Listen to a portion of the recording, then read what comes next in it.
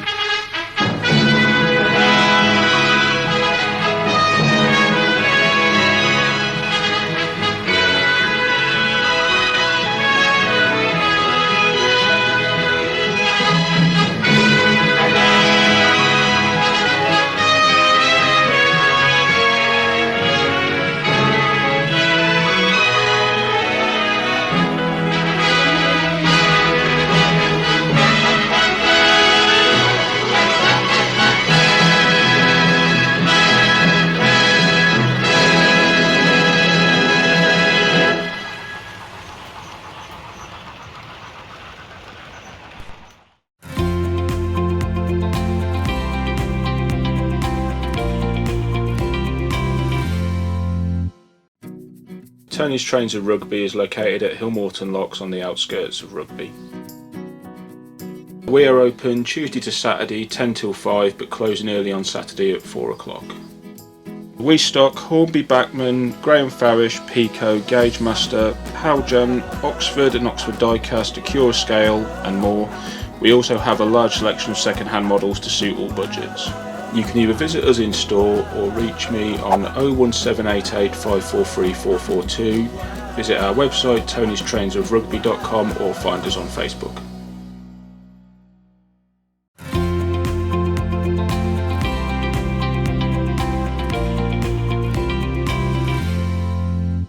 Hello and welcome to a special feature for the Hornby Magazine layout update. This time we're visiting 12 Trees Junction. It's one of our largest exhibition layouts in the Hornby Magazine fleet, and it measures 24 foot by 10 foot. That's right, and this year, because we can't go to any shows and we can't get out to any venues to set the layout up, we brought the venue to the layout instead. So we set up an 8x5 marquee here, and we've got the layout all set up in all its glory so we can show you all its features. The latest issue of Hornby Magazine is on sale now, and that includes a special 32-page free guide to modelling the Southern Region.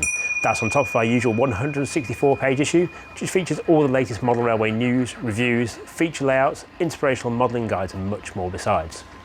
If you want to see more of these videos, don't forget to hit the subscribe button and the bell icon.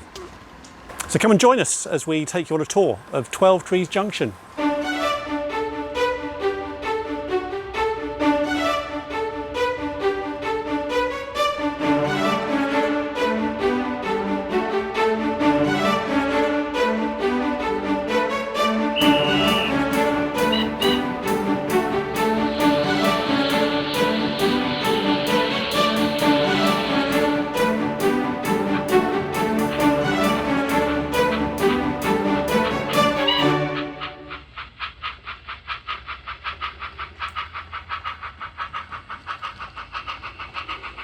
Well, 12 Trees, actually its construction started quite a few years ago now, and the main part of it was from 2012 forwards, and that's when I started building the main scenic section in front of us, so the 16-foot section that makes the middle of the layout. And then from there, well, actually it was another 2 years before we actually got it to a complete state to go to a show, wasn't it? Well, I can remember seeing it when I first joined the magazine, and it was just platforms. You just, I think, changed the track format or the track layout. I think there were 1 or 2 tracks down the end there, but of course it was only an end-to-end format, wasn't it, at that point? Right, yeah, it was even worse than end-to-end because actually it didn't go anywhere. It was a scenic section with no route to anywhere afterwards either. So I'd come up with the concept for the track plan and the idea of the double junction in the middle and things, but it had gone anywhere further than that, really. No. We came up with the crazy idea of using cassettes for the fiddle yard, didn't we? That's right, yeah. So then, to make the layout actually work, we built 3 cassette storage yards. So there was one at what we call the London end, which is the 5-track end of the layout as it goes off. And then there was 2 at the other end, one for each of the side of the junction. And that gave us a way of managing the trains to meet a cost point at the time in terms of building a storage yard, but also fitted in with kind of the size we needed at the time as well. Ironically, though, it was quite big at that point as well. It was. It was then 34 foot long and 8 feet wide at that point with the cassette storage yards. Because each of the cassette storage yards was 9 foot long. And they were interesting to operate, weren't they? Well, they were, because the longest ones were what, 8 foot long, the cassettes. Yes. So just long enough to get an 8-car electric multiple unit on, and actually lifting an 8-car unit on a cassette in exhibition circumstances sometimes was a little bit daunting. It was, yeah. And I seem to spend most of my exhibition weekends at London end shuffling cassettes all weekend and never getting to drive any of the models I made for the layout. So. Yeah, it became a bit frustrating after a while. It did, yeah. So fast forward a couple of years, we decided it was time for a change with 12 Trees, and I think it was in 2017 we started rebuilding the layout. So it uses the same 4 scenic boards at its centre section.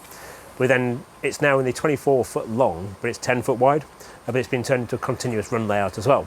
So to do that, we put an extra 4-foot board on each corner, which gave us the curves to go back around to the storage yard. And then we built a full storage yard along the back.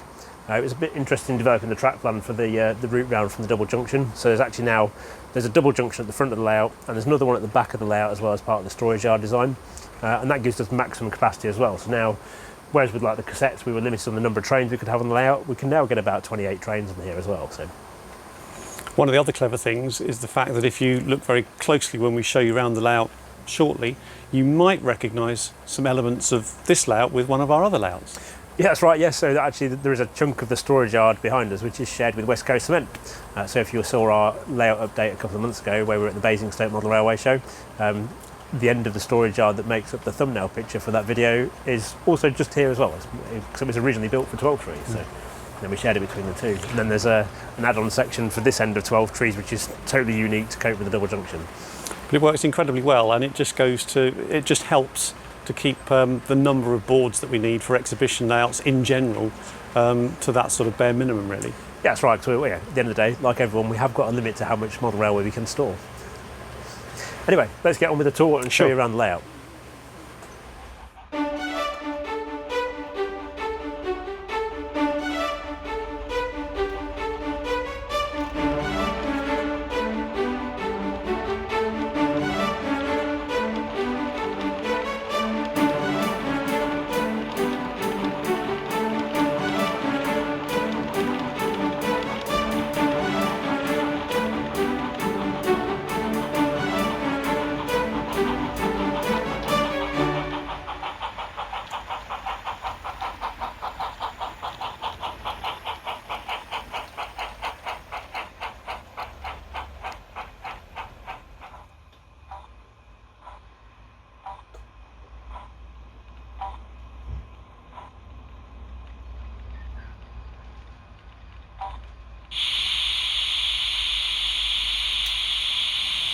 So we'll start at the station end of the layout here.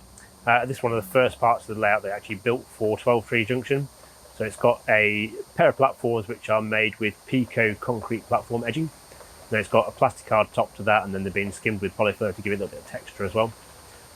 Illuminating the platform, we've got a set of DCC Concepts swan neck working lamps, and then actually produced by Gauge Master.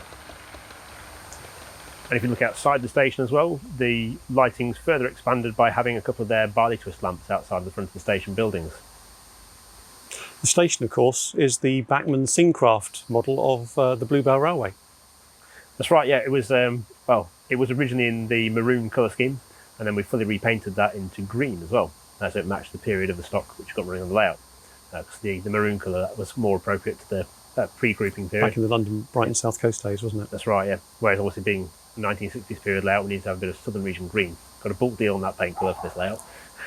There's also a lot of brickwork Yes. around, just to give it that sort of outer London feel. Yes, because of course, being aimed to be a London suburbs layout, there's a lot of things that are built up around the railway in that area. And actually, from that point of view, the layout was quite intensive in terms of building all that background to the railway as well. Now, another part of the station to mention as well is all the buildings are illuminated as well with the Woodland Scenics Just Plug lighting system as well. So inside all the buildings there's individual lamps that light all the buildings up. That gives a little bit more character. And also, if you look a bit closer on the platforms as well, there's a couple of figures that are worth talking about as well. So we've got a lady who waves to the trains on a regular basis.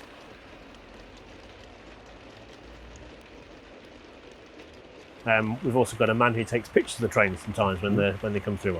Say takes pictures.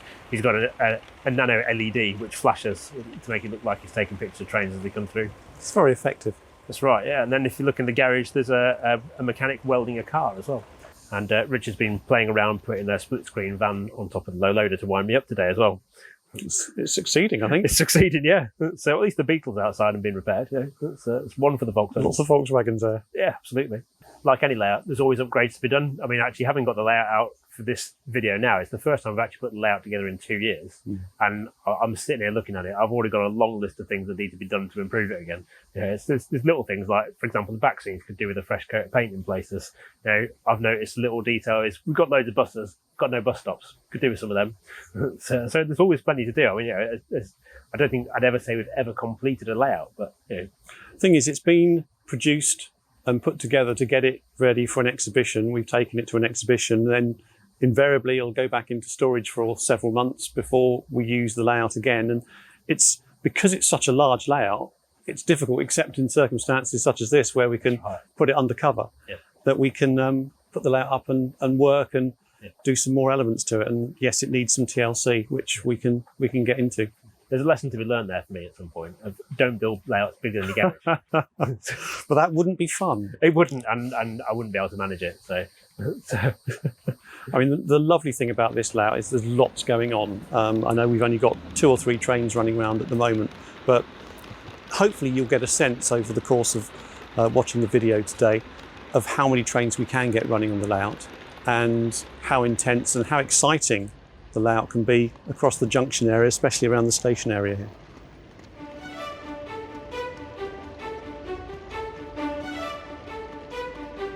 So, having looked at the station, let's look more in detail at the junction.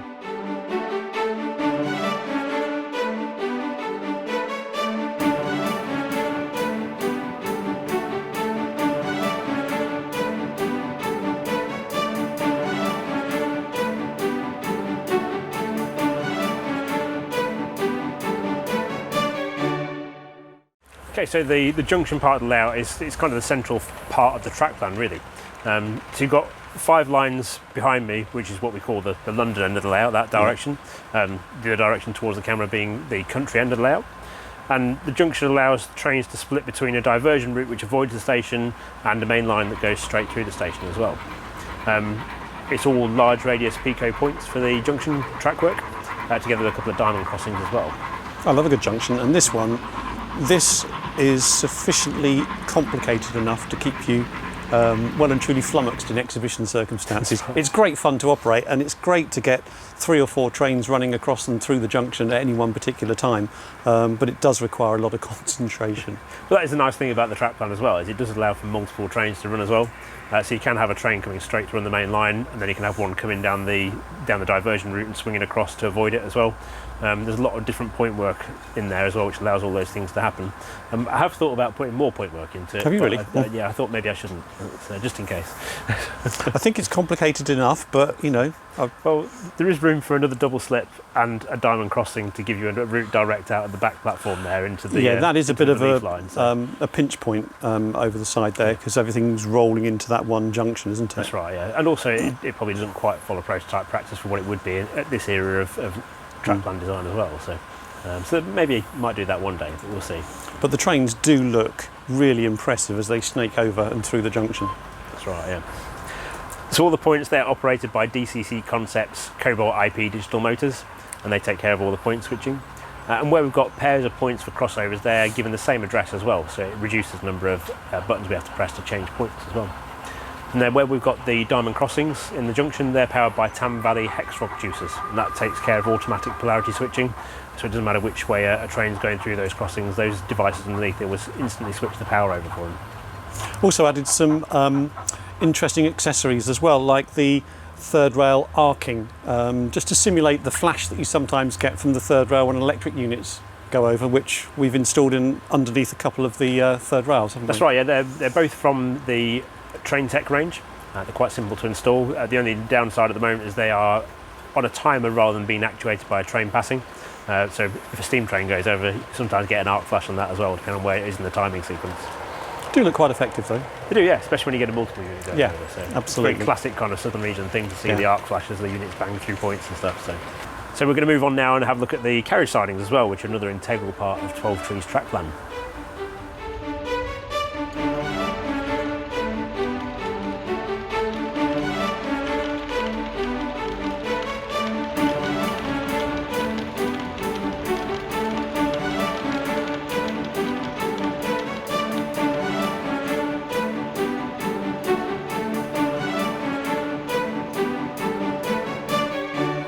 Here we have 12 Trees Junction carriage sidings. This is where we berth the electric multiple units and carriages between turns, and the occasional locomotive between duties into or out of London. As you can see, it's fairly chock full of units and locomotives at the moment. Not quite compared to the number of units we have between us, though. We have got a rather large collection of southern region units. So. That is so true. We do have an awful lot of units. This is just a fraction of what we have. There are many more in the storage yards that you'll see. I'm semi-convinced that we own all of the Hornby 2 Hells and 2 Bills that have been, but there's a fairly good chance. And this is just, you know, a selection of what we could possibly put out for exhibition. But we do have a good selection of multiple units in liveries ranging from the plain green era right the way through to BR Blue. Yeah, first the BR Blue ones as well. Yeah. I suppose one of the things to mention as well at this point, actually when I started building this layout with the carriage sheds on it for the units, the number of units that were actually available was quite minimal really. I mean, I think at the time there was the 4 CEP, I think the Brighton Bell had just come out, and there's also the 2 EPB from Bachmann. Yep. But a lot of the units we now have weren't around, No. so we've been able to really make the most of that since. And that was one of the things I was really looking to do with this as well, is create a kind of a typical southern region line side feature you might see with a railway connection. And I suppose it's part of a bit of wishful thinking for more units coming out as well as ready to run items. So. Well, I'm a big fan of multiple units, being a southern EMU chap, so to speak, from childhood of following the real thing around on the railways. So from my perspective, we've never had it so good really in terms of what's available. That's right, yeah. And the depot itself as well is a ready-made item. Yes. It's from the Bachmann Scenecraft range, and I remember again doing a lot of scouring to find those 4 buildings to make this, but there's 4 of those units there to make up the structure. One of the reasons you can see the panel lines between the different sections of the building is all of that is removable for both for track cleaning and storage of the layout as well.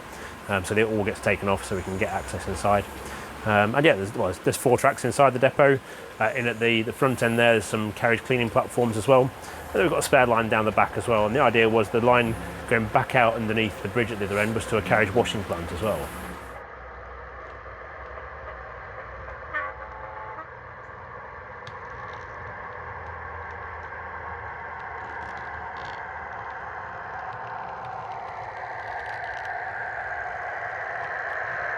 So we're going to move on again and have a look at the latest board to be built for the layout.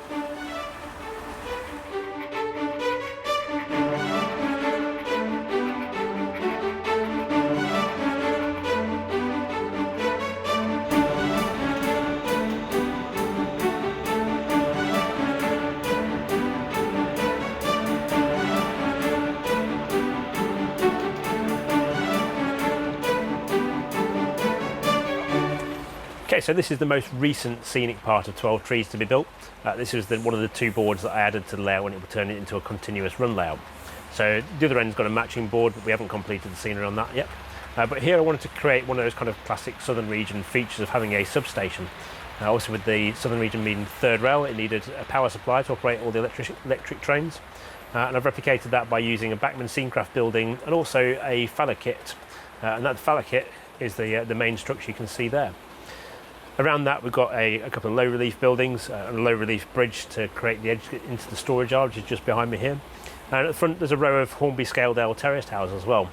And like a few of the other things in the layout, like I mentioned earlier, they could do a bit more detail really, but it's all on the list of things to be done. So. Anyway, we're going to go and have a look at the storage yard next, which is where all the good bits are.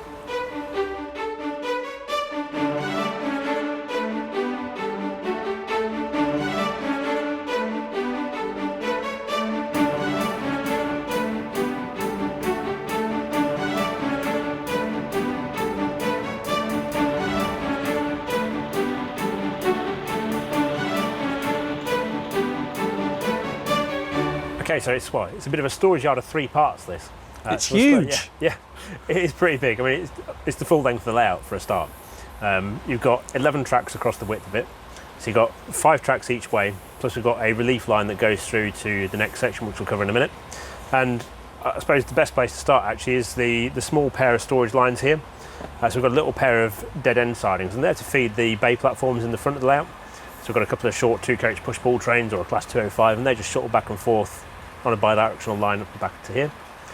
And then I suppose the best bit that everyone really likes to come and have a look around the back of 12 Trees at is the main storage yard here.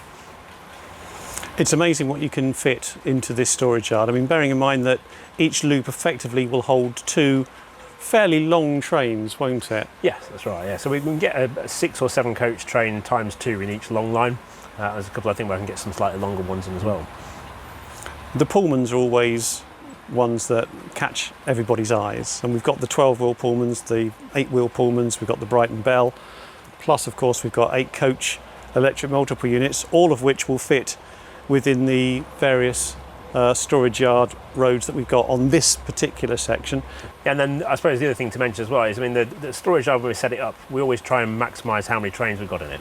But there's always one line in each direction which has only got 1 train in it. And that gives a bit of flexibility. So if something goes wrong and we just need to be able to have a couple of trains circulating for a moment, we can do that as well with the layout. But otherwise, every line's got at least 2 trains in it.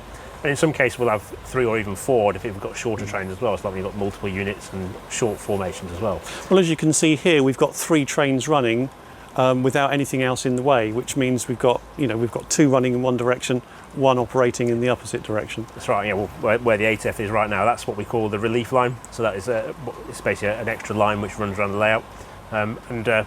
Ironically, that was kind of a mistake that got built into the layout, but it works really well. It does. It's one of those. It gets you out of trouble. Yeah. It gets you out of trouble very quickly. That's right. Yeah.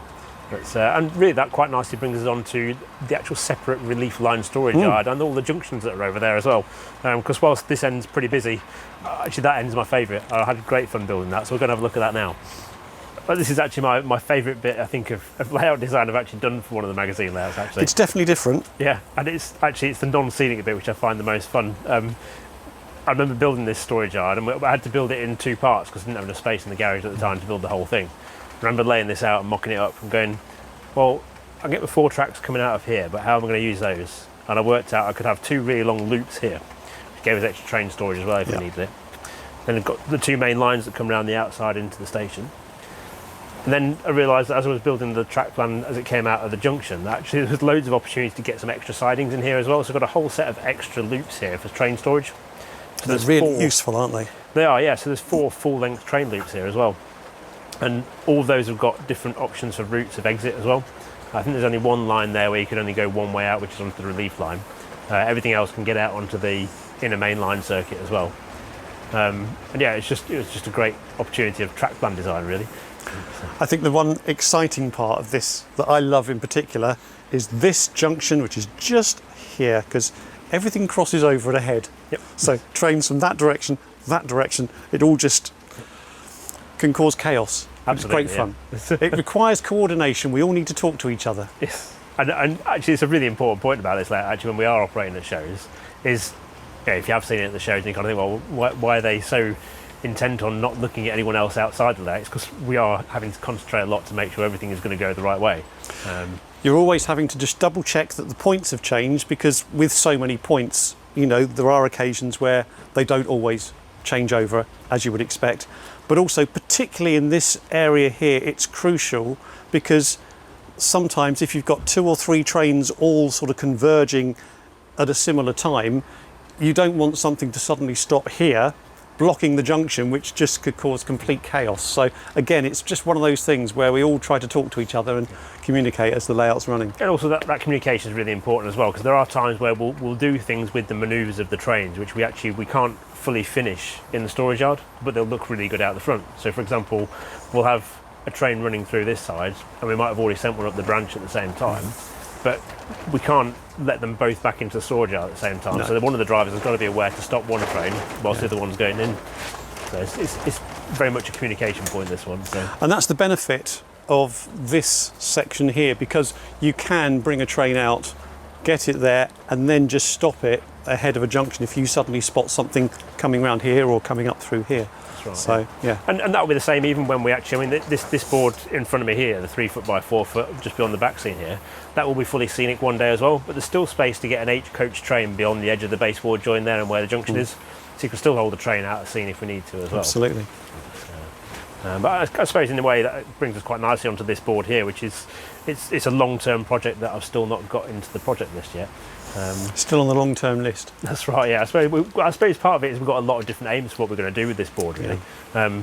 I've got a number of things I'd like to do. I suppose first I'd like to be able to extend the platforms a little bit. It means I've got to build the other half of the road bridge, which is going to be quite tricky because the road bridge is a weird angle across the station here as well. Looks nice from that side, but complicated on this side. And then I've got to extend the roadway and things as well. And I've never quite made my mind up what to put in this front area here.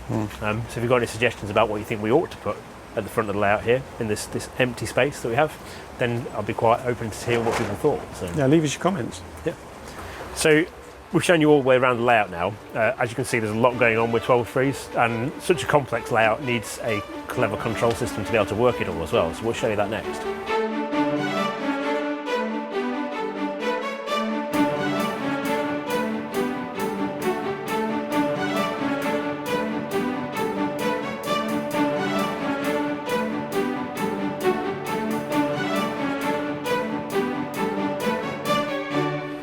Okay, so 12 trees' control system, it's quite complicated, I suppose, in some ways, but actually it's similar to what we use with both West Coast Cement and Grosvenor Square as well. So we've got the Gauge Master Prodigy system, which is connected in to drive the trains, so it's purely connected to the track. And then we've got Hornby's Railmaster computer control system, which is connected only to the points via a Hornby Elite. So using those two control systems, it probably seems a little bit extravagant in some ways, but it means we can have a proper control panel to operate points. So whereas a lot of layouts in like analog control, you'd have individual handsets to drive the trains and you have a control panel with switches or the like to actually operate points and signals. So we've got that, but it's all in a digital format. So Railmaster, the track plan's very long actually, and normally we have it on 2 monitors. It's such a long track plan to get all the components in, and it goes from one end of the storage yard right through to the other end of the storage yard. It's got all the points in there which we require to change to operate the layout. And each one of those points, it's all at the click of a button. So it's really simple to change points. And also the semaphore signal on the front, that's also in this as well.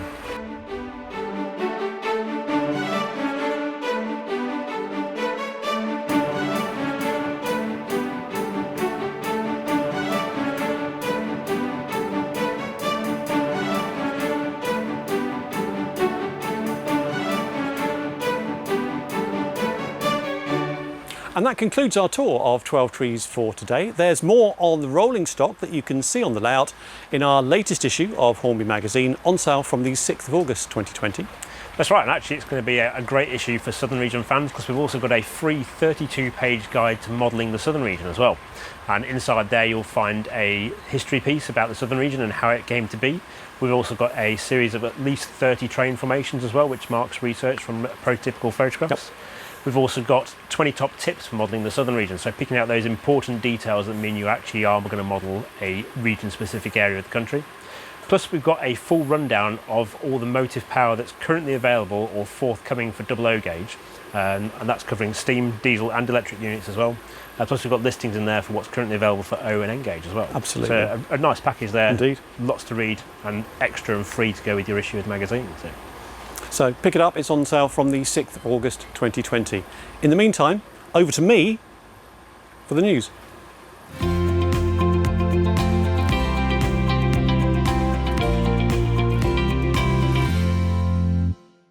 I'm Chris Tippin and the shop is called TTC Diecast. The shop's 107 Nottingham Road in Derby. We sell the ranges of Pico, Metcalfe, Hornby, Bachmann, Farish, Dapol, Helgen, basically all the main manufacturers for 00 and N. We do North Cordy, FE, Britbus, all that sort of stuff, and we do new and second hand. Website is the main point of contact, ttcdiecast.com. Shop phone when the shop is open on 01332 343 943.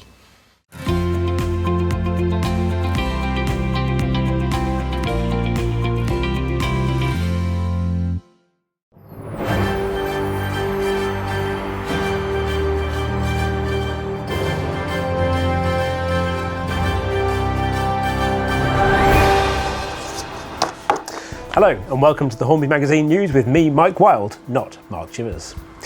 Headline in this month's news, KR Models has announced its intention to produce the Leader and diesel prototype DHP1 for 00 gauge. It has expressions of interest open via its website now for both of those products. In O gauge, Helgen's received decorated samples of its Great Western rail cars, covering GWR chocolate and cream, BR carmine and cream and BR green liveries. Plus, it's announced a rerun of its popular O-gauge Class 50s, covering BR Blue, BR Large Logo Blue, Network Southeast and Engineering Department colour schemes. Plus, KMS Railtech has announced a pair of limited edition O-gauge Helgen Class 50s, modelling 50049 and 50007 in GBRF of blue and orange. Completing the roundup of Helgen O-gauge updates, the manufacturers also received a first engineering sample of its eagerly awaited Class 56, and that's been hand-painted by Brian Daniels into BR Large Logo Blue for Helgen. In 00 gauge, Helgen's been busy too, and has received the first decorated sample of its Class 25. That model's D7647 in BR two-tone green, and all 12 versions of its new Class 25 are due out by the end of this year, priced at £179.95 for pristine examples. Elsewhere, Accurascale has been busy announcing reruns of its popular freight wagons, including the PFA container flats and its HUO 24.5 tonne hoppers. Both those wagons are available in triple packs, and they're available now from Accurascale stockists as well as direct from Accurascale itself. Flangeway Models has announced it's going to produce a BR independent snowplough for O-gauge. The model is being produced by Dapol on its behalf and is currently the CAD drawing stage. It'll also be produced in the UK at Dapol's Chirk factory. In addition, Flangeway Models has received decorated samples of its 00 gauge salmon engineering flats, and those are going to be available in BR black, olive green and departmental yellow colours as well. Staying with the 00 gauge theme, Bachmann has received decorated samples of its eagerly awaited Class 20/3, covering direct rail services and Harry Needle Railroad Company liveries. Those models are expected later this year, and they're going to feature a factory fitted speaker, directional lighting and a 22-pin Plux decoder socket. Completing this month's news is a selection of wagon updates from different manufacturers, starting off with Cav Alex Models 102-tonne TEA tanker for 00 gauge. They've received an updated engineering sample showing modifications to the tooling. Alice Clark Trains has also revealed livery renders for its new O-gauge press flow wagons, covering BR bauxite, grey and yellow colour schemes. Whilst Dapol has confirmed that its turbot wagons for 00 gauge and O-gauge are due very soon, and hopefully by the time you actually watch this video they'll be in the shops. The turbots are going to be released in Dutch grey and yellow and EWS maroon and gold, and we'll show you a full review of those in the next issue of Hornby Magazine in September. That's all for the news. I'm going to hand you over to Richard for a tour of the Statfold Barn Railway.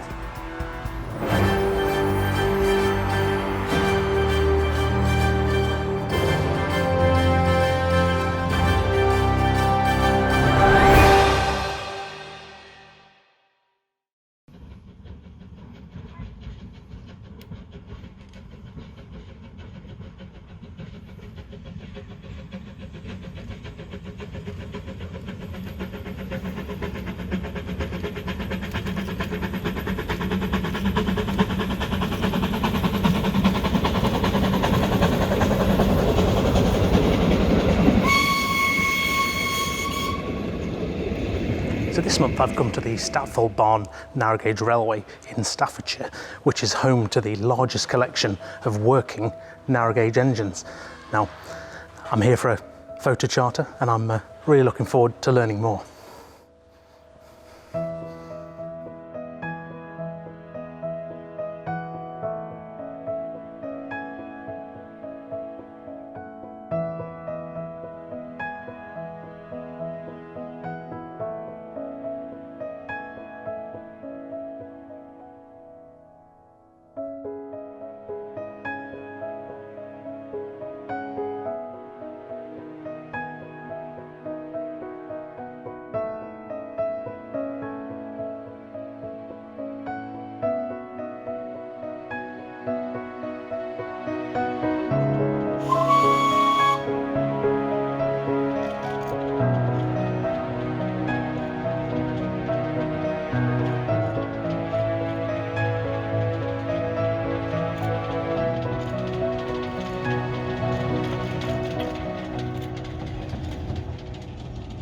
The Statfold Barn Railway is a railway that is based just outside of Tamworth in the West Midlands. It's one of the largest, it's home to one of the largest collections of narrow gauge engines in the UK and if not the world, and up until 2 years ago it was a private collection which has since been put into the hands of a charity by our chairman Graham Lee. So we've got Harrogate here. This is 1944 built Peckett. It was built for Harrogate Gasworks. It pulled the coal trains for the gas, the coal was used in gas production. So yeah, built in 1944. This is one of the gems of the railway. We've also got the K1 Garrett, which we've got on loan, long-term loan from the Festiniog and Welsh Highland Railways. We've got lots of everything in here really. We've got Carnegie, which is a 1954 built Hunslet diesel, which worked at Woolwich Arsenal, and I think if my numbers get me right, in 2 square miles of 136 miles of railway on the 18-inch across both railway gauges there. Sorry. We've got engineers. We've got a fantastic team here at Statfold, and yeah, we all maintain the engines in a really high standard, and it's the ethos of the railway, and it's the ethos of our chairman who instilled that in us all to make sure everything is to the best of its ability restored and it runs as well as it can.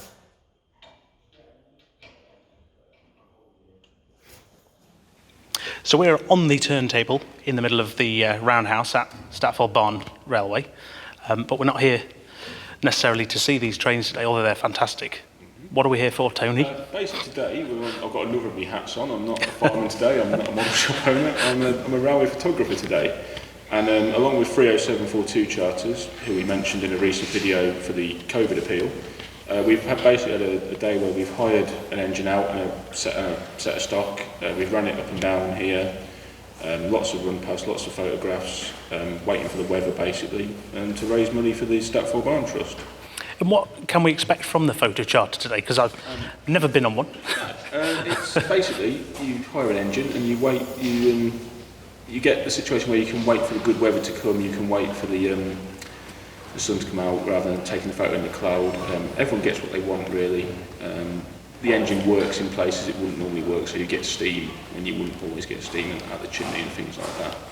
So it's basically a collective group of photographers who, one of us does all the organising work, Martin Crease, myself and Joey did the organising work for this one, and then sell tickets for it and run the train and take lots of photographs is probably the simplest way of putting it. So I've also noticed there's lots of people in period clothing, period costume. Are they here for the event as well? Yeah, something we do on occasionally for charters is we add a couple of reenactors in just to set the scene a little bit more, make it a little bit more period. Lines that have got stunning scenic vistas like Norfolk Moors and Severn Valley, you can get away with. Statfold Barn is a great facility but doesn't have the scenery that those lines have, so a couple of period reenactors in a period vehicle just helps add to the scene, helps make it a bit more special for the photographers who have come along. Right, well, the rest of the group has gone. Yeah, we should probably catch them up and go and see what today has to offer. Let's go and find some more trains. Let's go.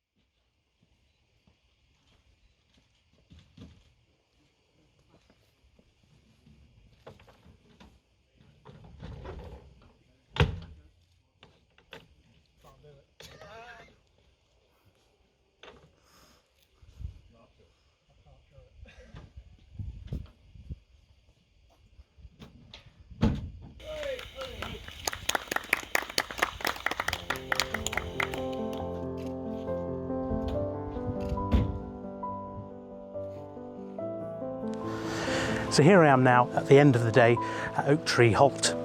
I've had a fantastic day photographing and videoing Alpha, and thanks to the effort of all the team here, it's in immaculate condition, just like everything else here.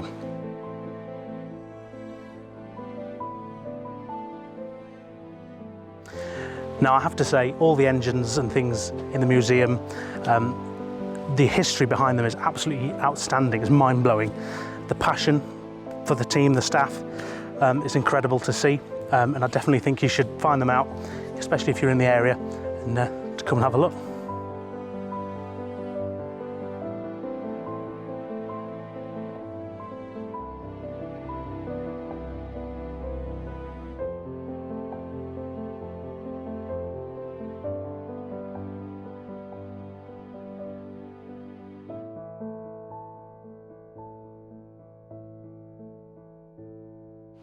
So now it's time for me to hand back to Mike in the Hornby Magazine workshop with this month's new editions. Well, thanks to Richard for the tour of the Statfold Barn Railway, and it's now time for the new arrival section for this issue. Now behind me we've got a collection of new double O gauge and O gauge rolling stock as well. Starting at the front, we've got the standard edition rocket train pack from Hornby, and that comes with the Stephenson's rocket, which is DCC ready with a 6-pin decoder socket, and a different trio of coaches to the limited edition version we showed you a few issues back. Next we've got a Hornby Q6, which we've installed a Locoman Sounds Dolan Haas 8-pin sound decoder into, and we've got a full step-by-step guide on that in the latest issue of Hornby Magazine. And in that we show you how to fit loco lamps, full digital sound, plus firebox flicker as well.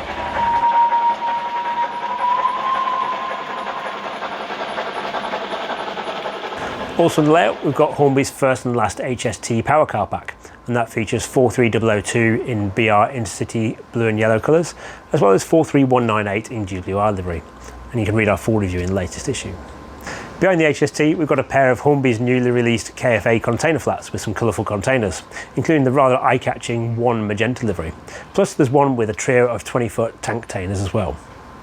Moving a bit further around, I'm looking for something slightly bigger this time, and that's Heldon's re-release of the split head code 370. We've got a full review of that too in this issue. Moving forward another level, and we've got a AJ Models Tin Howl EMU. That's one of my own builds, which I've just completed to run on 12 Trees Junction, which you might have spotted running in the video just now. That's running on a Hornby 2 build chassis with a few modifications to the body to make it fit, and I'm quite pleased with the result on that as well.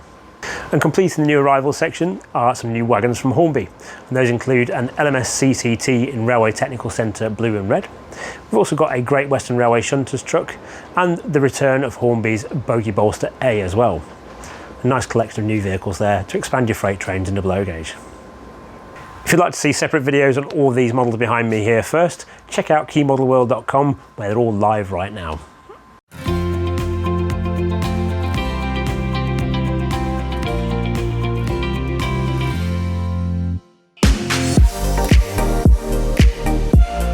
Smith, and I'm the owner of Smiths Model Railways, based in Sheringham in Norfolk, just on the main high street, really close to the Norfolk Railway. So we stock from N gauge to O gauge, brands like Pico, Graham Farish, Hornby, Bachmann.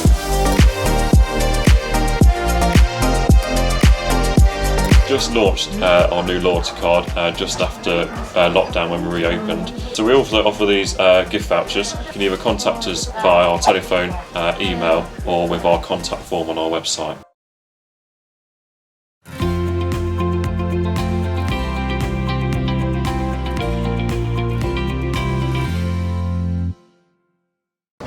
So that brings us to the end of this Hornby Magazine show, and we hope you enjoyed it. If you have, then please do click the like and subscribe buttons, and also if you'd like to see something with a different theme in the future, then let us know by writing in the comments too. Now don't forget as well, our latest issue of Hornby Magazine is on sale now.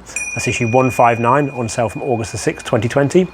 And we've got 196 pages with that issue, including a free 32-page modelling guide for the southern region.